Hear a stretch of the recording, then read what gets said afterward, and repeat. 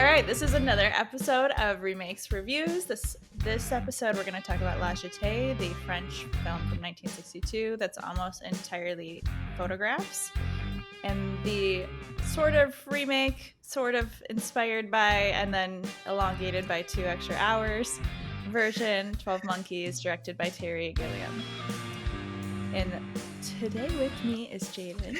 If you want to give the viewers and or listeners, depending on how they find this episode, a brief intro about yourself. Well, I'm Jaden, and Tuesday and I were in school together. I am currently a full-time teacher. However, I've been working on film in some capacity since I was in school. I do writing, directing, a little bit of acting, but mostly I just enjoy the filmmaking process a lot. But yeah, that's about it. Yeah, which we'll get into after we give the synopsis, because La Jetee and like our filmmaking backgrounds really coincide.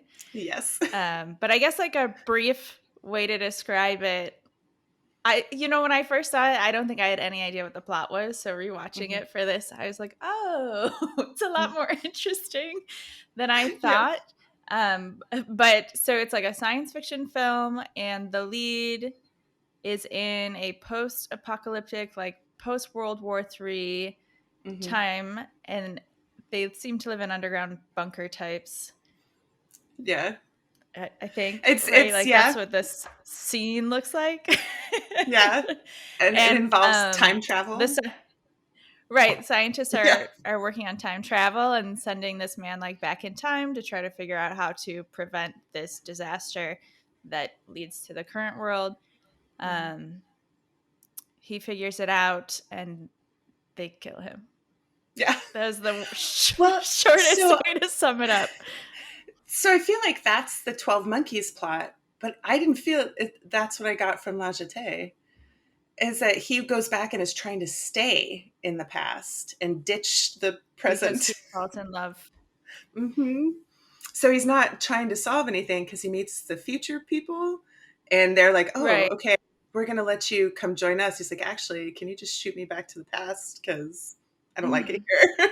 And then... But the thing that confuses me is, like, the past, he's a child when he meets this woman who's been stuck in his mind. So why, as an adult, does he want to go back to that time and be with a woman who, like, in theory, is 20 years his senior? Right. Yeah. It's, I get lost somewhere. Suspension of disbelief, I guess. Well, it's French left-bank cinema. Yeah, right. So it is a little bit more creative. Yes. That is an interesting point. I think I always glossed over that with both of the films. Like, just like, me, love, whatever. Yeah, no, I think because I'm kind of a cynic when it comes to romance, I was like, this seems like a weird choice. I'm like writing it down as I'm watching. Yes. I also am a little bit of a cynic, so yeah, I get that for sure. But I think before we compare the two, we can talk about like how La Jetee has had somewhat of an impact on our background. So like watching it as a film student, I was like, oh, this is like a cool film that they made, with like 99% photographs, except for that one crucial scene where the woman opens her eyes. And then, but rewatching it, I was like, oh, actually maybe it's because the way that it's filmed, because it's mostly photographs, like it feels inspiring because the sound design and its pictures tells a really engaging story.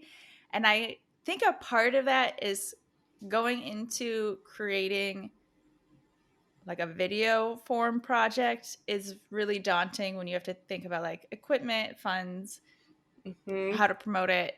And like, it's not just the creative fun part. And while technically you need to get equipment and actors to do like a photo set, it doesn't seem nearly as daunting. No, not nearly. I mean, do you remember when we did the photo play that we did? Like, that was, you just walked around and shot some pictures, it felt like. I mean, it took more effort than that, of course, but it A lot seemed, more casual. yes, a lot more casual and um, just a lot more achievable, maybe. Mm-hmm. Yeah. Um, and I think that the key with what you said was the sound design, because it's being told without any spoken words by the actor. It's, you have a lot more Mm-hmm. freedom with developing that story with the sound design, which is one of my favorite parts of that film, is how they use the sound to Mm-hmm. get what they want. And yeah, I don't know. I've It's always really also enjoyed nice it. that and it's Hmm. not constant narration or voiceover, so that you Hmm. have moments where you are just enjoying the scenery or Hmm. the photos of like the characters interacting with maybe some creepy music depending on like the location. And so I think if it was actually made in this day and age, it would just be destroyed by like overwhelming sound design and constant, Hmm. voiceover and Hmm. just too much. Yeah, it definitely is, has a lot more. It allows you to appreciate imagery and then sound and then puts them together. Like it's definitely that silence supports the story rather than like they just Hmm. overwhelm you with everything, which is like how I feel about the 12 Monkeys version. Is it's just like, wow, it's so Yeah, busy the whole time. Yeah, so you don't really get there's those so much going moments. on. Yeah. It Yeah, so is. let's dive into the 12 Monkeys version. As its own film, I think it's fine. And I Hmm. think that Terry Gilliam is a good choice for it because he does like these kind of fantastical science fiction weird movies. Hmm. But in terms of like paying homage and replicating La Jetée, I think it goes like he's trying to hit the mark and he's shot way past it. Oh yeah. And Oh has yeah. over explained everything. Well, because you So, have like four different storylines going on in 12 Monkeys, that there's only one mhm, story in La Jetée, and that's the mhm, story of the man and the woman. And that goal, his goal is that woman. And in the film, mhm. the 12 Monkeys film, it's, there's like, there's the time travel, there's Brad Pitt's character, there's the weird, Right, scientist future, like overly done future, and then this, yeah, it's definitely has, and then there's the actual villain, and it's so all right. over the place that With the the story weirdest gets hair. lost. The Mhm. worst wigs ever. Yes. Yes. Yeah. Yeah. I really felt like I had seen 12 Monkeys before and was like, "Oh, this is a cool sci-fi movie." But rewatching it with more of a focus, the whole psych ward series of scenes felt so extraneous and like why are Mhm. we going through the first 30 minutes of a film in this scenario when you could have just said like he went back to the wrong year, people thought he was crazy, so they brought him back to 2035 and then sent him back out to like the right time frame. Mhm. Like why are we Which spending they, so much time? yeah, which they could have done with pictures. Like they could have Yes. accomplished the same goal, which I think is kind of what La Jetée is it's like the, takes the essence and just squishes it down, and Mm-hmm. they just tried to expand it so much for that feature length, I guess, So that much. it's so over the top with that. Yeah. Right. Yeah. Yeah. Trying to keep track was I had to look it up because I was like, I don't really understand like how Brad Pitt's character like really fits into the grand scheme of things because we're hopping back and forth in timelines and he has like different looks and is like doing different jobs in each timeline, but he's the same person or character. And I was like, someone on the internet tell me what's going on. Yeah. What did you find? Like what was the general consensus? So the gist is that he is like this rich scientist's son. Hmm. Uh, his last name's like Goins, but I don't know the first name, Yeah, right? it's Jeffrey And Goins, and yeah. he is like in the psych ward at the beginning of the film as a in 1990, and then by 1996 he is like this crazy environmentalist guy whose father I guess, does scientific experiments on animals, and they Mm-hmm. do kidnap his father and don't spread the biohazard at all, of course, because it's like his father's assistant. But Mm-hmm. it's still like, why is this a storyline at Yeah, all? because they're like trying to do the false lead or the red herring or the fake villain. But I don't understand why they felt the need to Yeah, do that, because I feel like just the right. search for the real villain would have been difficult enough in this like way that they're Hmm. doing it, because you had time travel, which is hard, which they portray Hmm. accurately. Like, yes, he looks like a crazy person, so they stick him in a mental ward. So Right. yeah, there's already obstacles, but then they add this other obstacle Hmm. and totally lead him down a false path. And yeah, there's definitely extra. Yeah, the 12 monkeys. Yeah. Because really, it's also like you understand from the when you first see the scientists in like the future world, Mhm. you understand that they are a more sinister element. So you don't have to give me second and almost third sinister elements. Mhm. He's going to Yeah. come back to those doctors anyway. I know. Right, because it is essentially they created their own future, and so if they just now they're Hmm. trying to go back and fix it when they are like it's complicated enough, Right. like it's just so They never complicated. wanted to solve the problem. Right. It's very No. confusing. Yeah. It is a little ridiculous. Yeah. Hmm. Which is interesting about La Jetée is they like it's interesting to see it compared to what the bad guy is in 12 Monkeys, where it's a virus and it's just human beings and scientists. Hmm. And then in La Jetée, it has that still influenced by World War II and all the things going on. Like, so that it's nuclear war. It's war that damaged everything. Right. And so to see the different, how they're trying to Hmm. portray the different villain, like maybe they thought they had to make it more Right. complicated to make the virus seem like a threat, because nuclear war is a threat, and like just in itself, and a virus, like they said, nobody takes Hmm. it seriously. So maybe that's why they did that. I don't know. Yeah. Maybe. I mean, I think it's like you could still keep the post-war element because the United States is, well, considering this is like the United States remake of, like France and World War II being a thing makes a lot of sense, but we are Hmm. constantly in wars, so they could have kept that as an element. They could have totally. So, yeah, Yeah, because was that but Gulf War time period. I'm so bad with history, but wasn't that like Gulf War time the period? 90s, I don't know. I just know like we're in something every year. Yeah. So Just throw a dart at a decade and we're in something like specifically, right. Yeah, yeah. it's awful. Yeah, it is pretty um, terrible. I think that they also did not remake the romance in a very convincing manner because if my patient is basically adjacent to being a possible abuser, because he seems very aggressive and is always like manhandling her and tying her up Mhm. and things like that. Yeah. Like, why would I ever start to go, no matter if I end up believing this man, I'm not gonna fall for him. He's been a rude jerk to me the whole movie. Yes. That is a very So 90s. I feel like that's a very 90s thing. It's like, he's bad, but he's good and I'm still going to love him. right. Like that whole concept of It's like, loving did she and not see him with the snot hanging out of his face?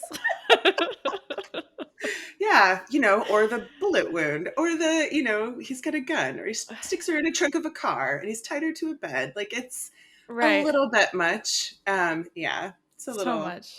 disturbing in that area. Whereas with La Yes, I Jetée, yeah. like he's wooing her basically in La Cité. Like they are Hmm. walking through parks and gardens and natural history museums and getting to know one another. And it's way less violent.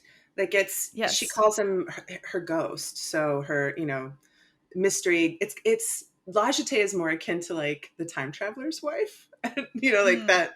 There's something romantic about that. Just that concept. If he shows Mhm. up and it's wonderful, and then he leaves, and he's gone for a while. Whereas 12 Monkeys, like it was so visceral and violent, that whole thing that it definitely, when there is romance involved, then it starts to just feel forced.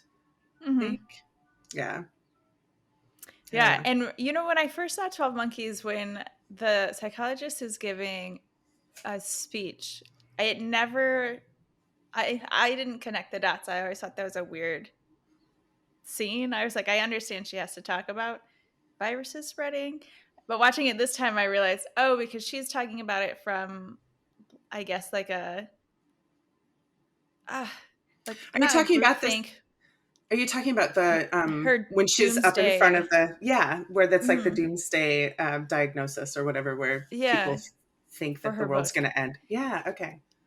That had confused me the first time I had seen the movie. And this time I understood it, but it still also seemed kind of odd because it seemed more like something a virologist might talk about and not a psychologist. Yeah. It does. I mean, I get that she's trying to connect it to, this is a psychosis that Mhm. happens over and over again. So like it's actually a psychosis and not just, um, I don't know. Yeah, it doesn't, they're trying to give her validity, I guess. Like give that Yes. character validity by, look, she knows what she's talking about. She studied it. Mhm. Look at all the But research she's done. Right. yeah, yeah, Yeah. yeah, I don't But know. whenever I see that scene, I start to go like, wait, does she work for the CDC? Because this sounds like something the CDC would be doing a panel on, especially Yeah, or nowadays. even, yeah, oh God. Yeah, talk about it. Um, Jeez. Yeah, I don't know. I don't think I ever felt like that scene was as disconnected as that, because I saw it Mm. more as her recognizing the connections between all these people saying the same thing, and that those are all the people that they've been sending back. So like, they keep sending them back to the wrong time. So she's trying to connect it Hmm. as a psychosis where it's really just the same people coming from the same time in the future. Hmm. So I kind of got that from it. But now thinking about that, yeah, it doesn't, like, why is that something she's talking about? Like, what's the point? Yeah. It feels like they only put it in there for then the scene where you see all the research in her apartment and the photo of Bruce Willis in the World War II image. So Mm-hmm. it's like, well, Why would that's a she long have that setup image? for a five Yeah. second scene later. Yeah. Which it uh, wouldn't even really be necessary if they'd stuck a little bit more to the original concept, but hmm.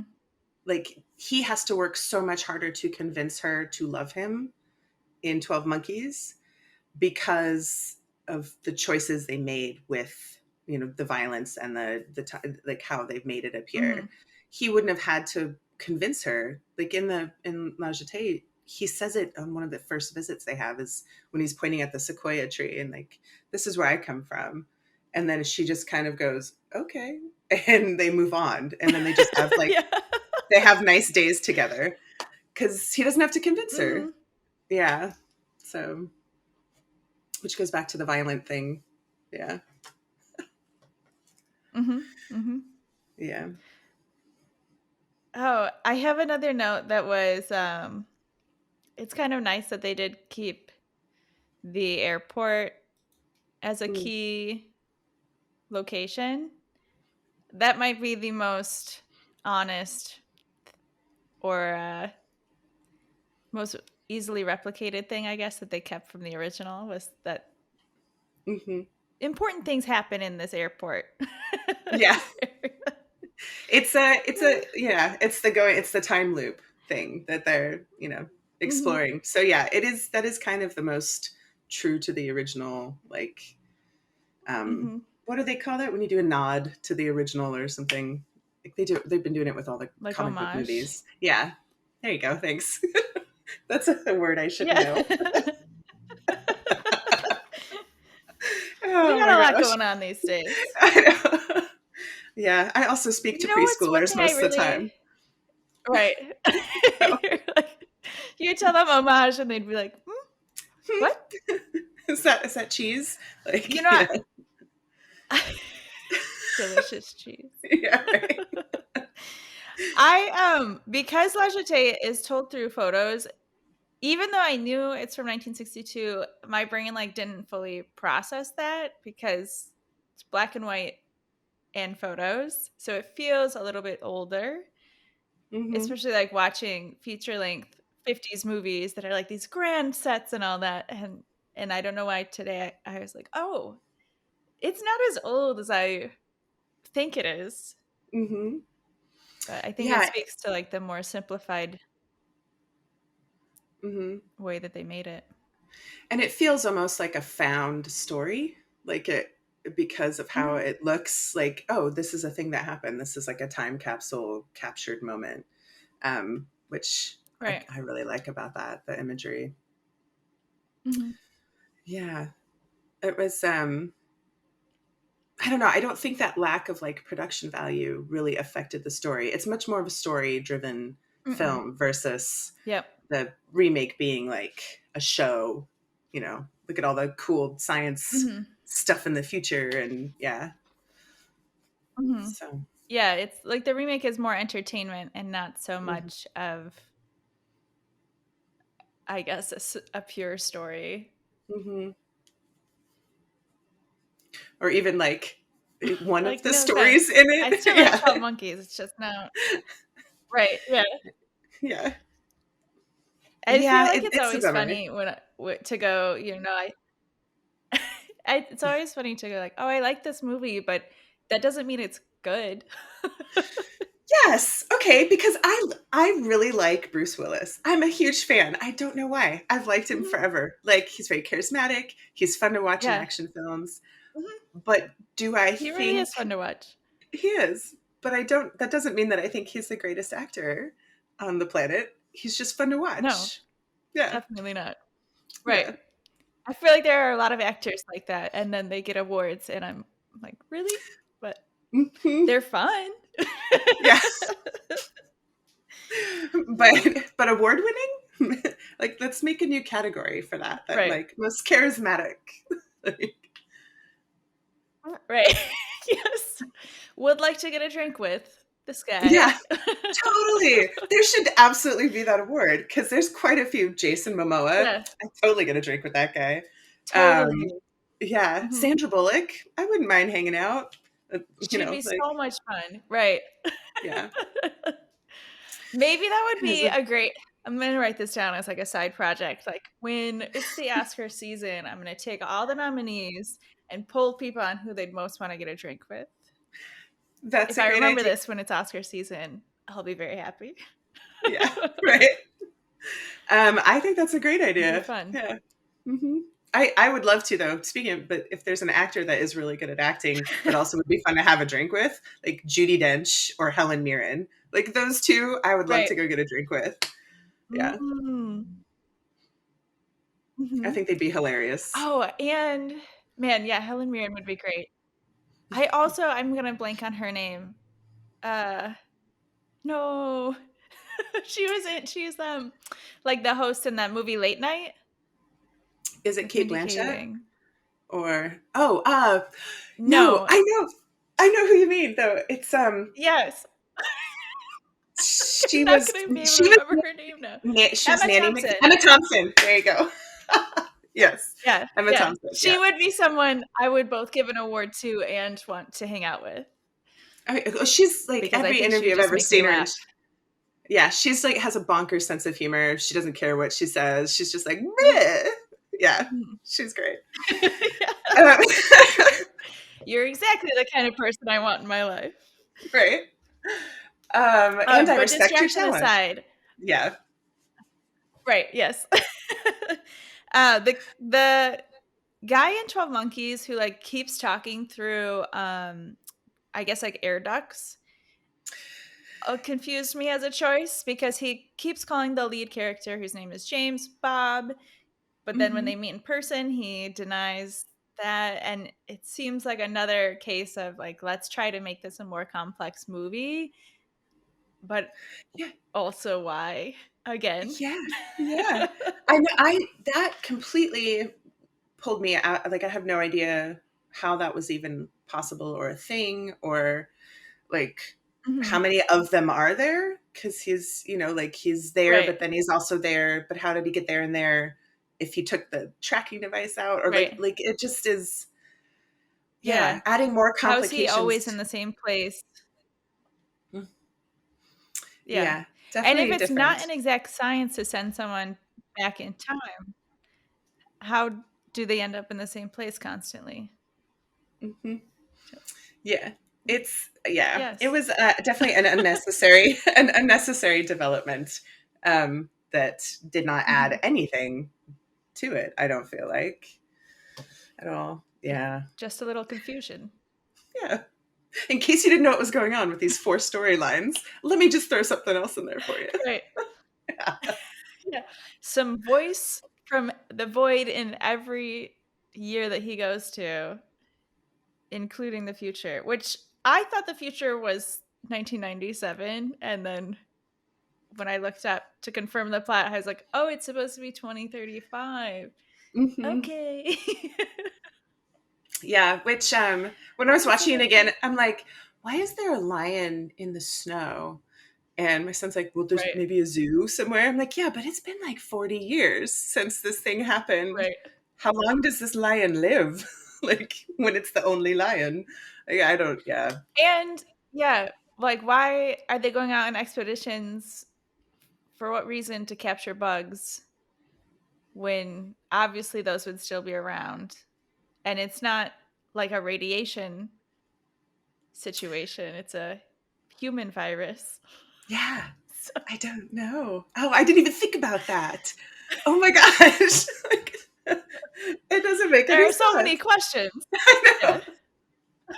What do they think the bugs are?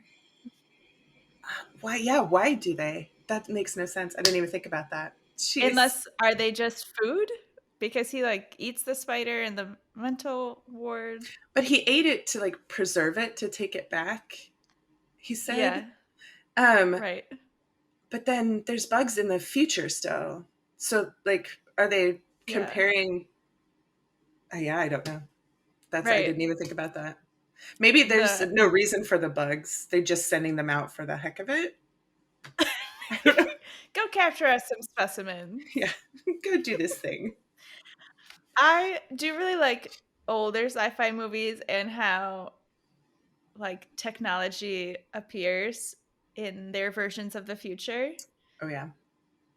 It's a great Yeah. time, like in La Jetée, that it's just like this eye bandage with wires coming out of it is Yeah. great. And it doesn't bother me because I know it's an Just the older over the movie. eyes. Yeah. Yeah. But I just love that it's like, yes, of course, if there was a time travel device to send you to the past and the future, this is obviously what it would look like. Hmm. Yeah, and it was funny because they definitely did the hammock in the La Jetée was in that very first scene with Bruce Willis where they're in a hammock in their sleeping cells. So I noticed that Mhm. little like, hey, look, we still have the hammocks. Um, but then when he's doing Right? the getting sent into the tube, they clip like two little clips to his neck. Like, what is that Yes. doing? I thought that must have been so painful. Like, ow. Why? Yeah. Yeah, And it you also know. looks like they shoot him out of the tube and not just like transport Hmm. him. Yeah. So it's like he's shot out of a tube naked to a different time, which is But then so weird. somehow goes back to traveling through time to 96. So his stop in World War Right. II was on his way to 96, which I didn't understand that at all. So is he physically in those places or is it a Me mental neither. travel? I mean, I get time travel is complicated But because we then don't. there wouldn't be a bullet in his leg. Right, exactly. It's not real. So, no. But he Time had to be travel's there not real. physically because he was shot and the bullet not yet. But like he was there physically because he got shot and the bullet came out of him in 1996. Hmm. So yeah, Does the I time don't. travel machine send you back to the earliest parts of time and you just slowly make your way to the year you were supposed to get to? I don't know. I don't know. Also, like that you can be physically shot through time, like a bullet out of a gun. Like, Yeah. phew. I don't know. Right. It's interesting. Yeah. And yeah, I suspended my belief in reality more for La Jetée because I was like, it doesn't time travel doesn't really make sense in that like his body's physically it seems in more than one place, but Hmm. it's whatever.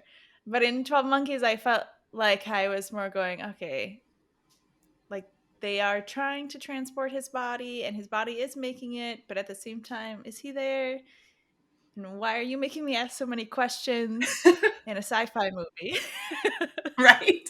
Oh, but I think it's because La Jetée was so like vague. They're just like, here, we're gonna Mm. put this pad on his eyeballs and he's gonna travel. We're not really gonna explain it to you. Like they're just gonna lay there and there's a syringe. That's Hmm. it. But then in 12 Right. Monkeys, they show this big contraption and there's all these wires and noises and lights and clips and like Yeah. they're trying so hard to give you an explanation of how it's being done that it then ruins that concept of like it's Hmm. even possible. Whereas La Jetée, you're like, okay, time Right. travel. Like, that's just it. And with 12 Monkeys, like, wait, Right. how's that working? Yeah. Yeah. Right. Now I'm trying to track the details that I didn't have to track before. Hmm. And like, because then you have to Yeah. ask, how do they pull him back? If he's shot out, Hmm. how are Yeah. they, like, yeah. Right. He just disappears. Yeah. Hmm. It's very confusing. Hmm. You It's know, like the more I think about it, the more confused I become. hmm, absolutely. Yeah. It's totally. Yeah. Yeah, it's leave it vague. If you're, what is it? I forget where I heard the saying, and now I forget the saying too. But they're talking about like, um, in a lot of sci-fi, they would just be like this lever or push this button, and they don't ever show you like the mechanics behind it. So you're just like, okay, Hmm. that button does this thing. I don't know how, and that's fine because you have the button. But if you try to Hmm. like explain, oh, the warp drive did the thingy with the thingy, like, Right. but Right. how? Now I'm like, I gotta go on forums because I don't understand this. Yeah, right. Yeah. Yeah. Yeah, I guess the message is like, do less Yes, less is when given more. the opportunity. Yeah. Mhm. Do less. Yeah. Oh, I don't know if I like picked up on something that wasn't actually real, but in the original, when the future people are talking to him, are those things, they're like jewels or gems or whatever, part of the necklace that he was wearing from War? I couldn't tell if they were like the same type of charms. Oh, that's an And I interesting thought. Yeah. I think it's just like because I saw dangling charms and then there's charms on people's foreheads, I was like, are those the same thing? But I yeah, I like that that's how future people Yeah, are, yeah, but yeah. They're like, I have this as my mind stone. I'm just gonna put it right here. We're all future people. right. I don't know. That's a really good question. I would have to go back and watch and look I'm at like, the yeah. charm because each of their charms that was on their forehead was different. So Mhm. maybe it wasn't something I even made that connection with. Huh. Uh, yeah, I Interesting. didn't script through because it was like a passing thought at the time, but now that I've sat on it, I'm like I should go back and look that up. Find Hmm. out. Yeah, I wonder if they went that deep when they were doing La Jetée, like thinking of that many connections. I feel like maybe you might be going deeper than they did. Right. Because Yeah. I saw 12 Monkeys, I was like, there's got to be more connections. Right? Exactly. There has to be more details. Yeah. Yeah. And I think part of the simplicity of La Jetée is also, is like the shaky cam of the photos something that we think was in the original in the 60s? Or is that something that's like processing and saving film? Because it like kind of, it's not totally shaky, but it kind of like is not Interesting. totally steady the whole time. I don't know. I honestly didn't. I don't know that I really noticed that as much. Mm. But um, I don't know. I mean, I know when they're blending pictures over each other, how shaky was it? Because now I don't know if Not I a whole even lot. noticed that. It's just like when modern films show like old vintage clips, you know how they kind of like Mm-hmm. move a little bit. It's not a whole lot. Mm-hmm. And so I'm curious if that's like an original film decision or processing thing over time. Because if it's an original decision, it also makes sense why it's engaging when you're used to watching moving pictures because there Mm-hmm. is like a slight move. It's not Uh, static, completely static. mhm. That's interesting. I'd like to look into that because I wonder, Or like, is it just the version I'm finding online? well, did you? So I'm curious. Did you watch it through YouTube or did you watch it through a streaming service? I went to YouTube. You did. So Mhm. I tried to watch it on YouTube and the closed captioning wouldn't catch up.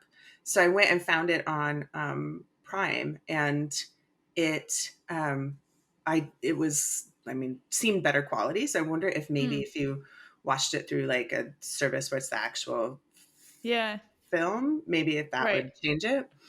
I'm Um, curious too. yeah, interesting.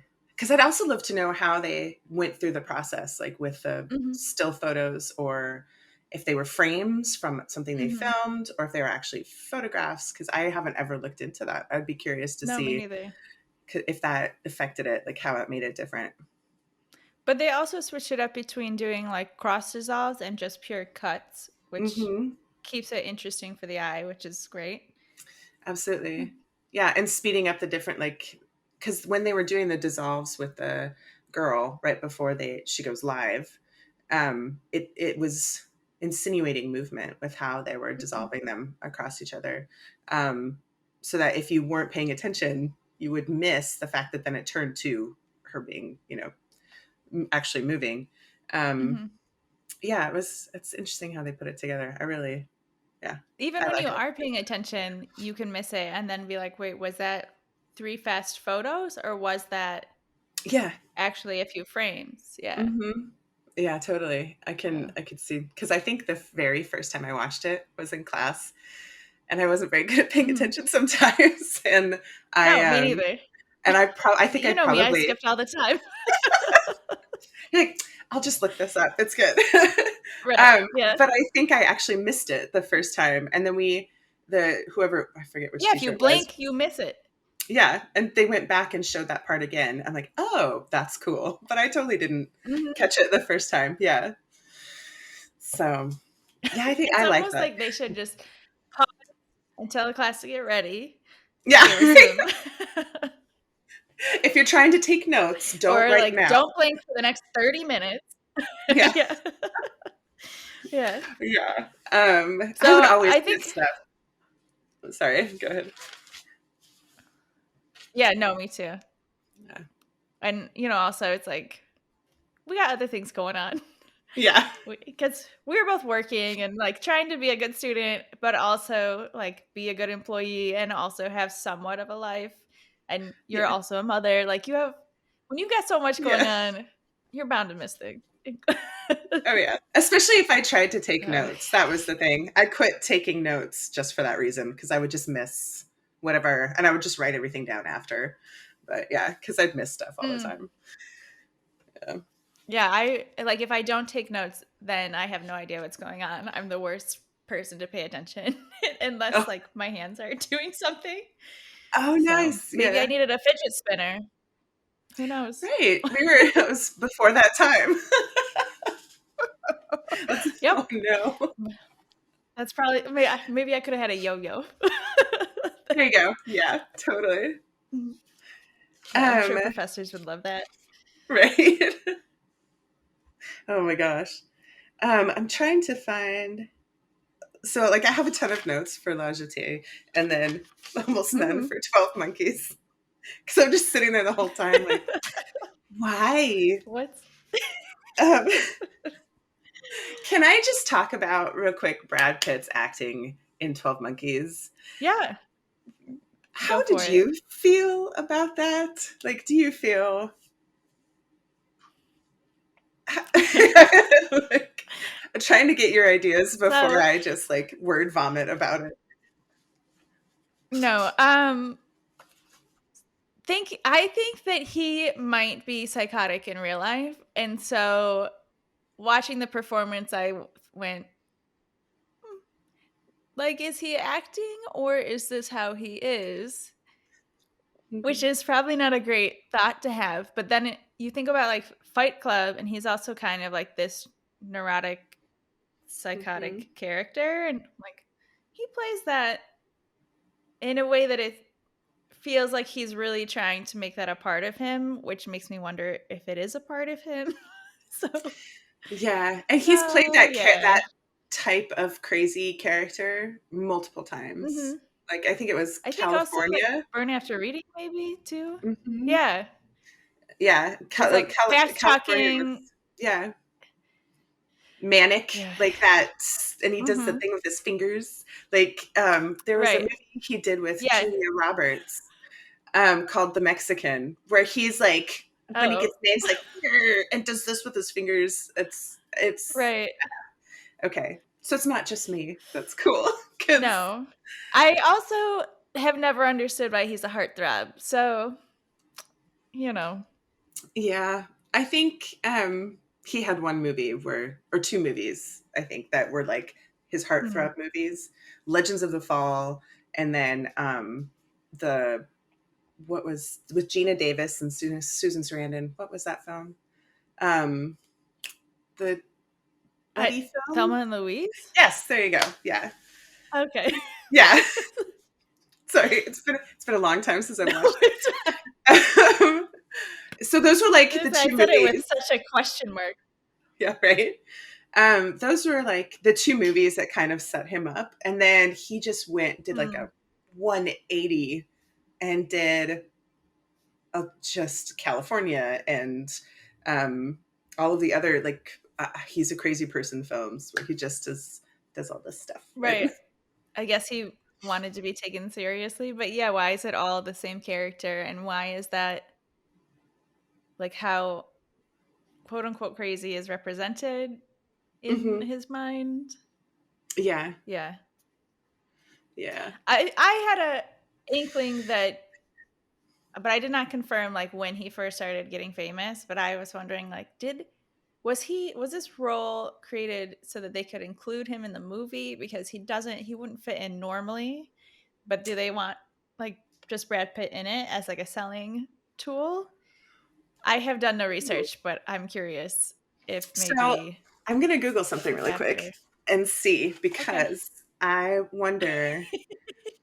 wonder if that is accurate. Like they're trying to get the star power to, like let's add him in because he's a big name or something like Or was that. he not a big name yet? Yeah, I don't know. So Legends of the Fall came out And in was Bruce Willis '94. already a big name? Yeah, Okay. Bruce Willis was a pretty big name, but I don't know if he was. I was like, the 80s and 90s are kind of like the same years for movies for me. Yeah. So Legends of the Fall, which was kind of Brad Pitt's crowning moment of like he's really good at acting and heartthrobby. Mhm. He had the heartthrob long hair blowing in the wind thing going on. Of So course, that came right. out, yeah, and that came out in '94.